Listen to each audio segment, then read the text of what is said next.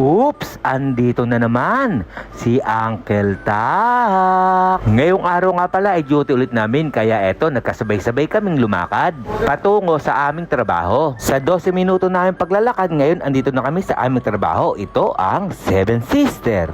Nagpahinga lang ako ng 5 minuto dyan at eto sasabak na kami sa aming trabaho. Una ko nga palang ginawa, kinuha ko na yung pinanlaundry naming towel. Ito naman yung aking titiklupin. At nang okay na ang susunod ko naman gagawin, pupunasan, lilinisin itong lip. Obligado nga malinis ito sapagkat dito nga dumadaan yung mga pagkain namin. Next, magre-refill na tayo ng salt, soya, and pepper. Ilalagay ko lang naman ito sa cabinet sa mga istasyon namin. Napakasimple lang naman yung trabaho namin pero mamaya busy kami.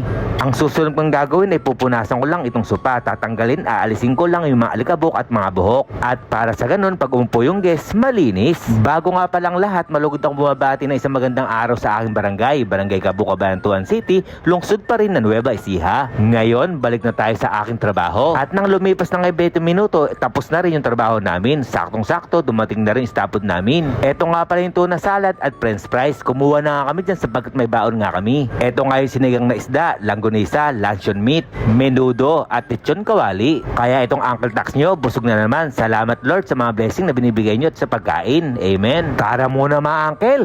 Kain muna tayo. Unang subo para sa inyo, lechong kawali. Kalutong, kasarap, kalasa. Ang susunod naman natin kakainin itong menudo. Kasarap, maatay. Napakadaming dala naming ulam ngayon kaya sabi ko sa kanila, usugin natin yung sarili natin sapagkat mapalaban nga tayo sa trabaho mamaya. Ang next naman natin itong langgonesa. Anong kalasa naman? At shoutout din pala sa mga kapwa kong OFW saan man sa mundo. Mag-iingat tayo palagi. Napakasarap talagang kumain pag sabay-sabay. Talagang maparami talaga ang kain nyo. At salamat pala sa taga-video namin, si Sing from India.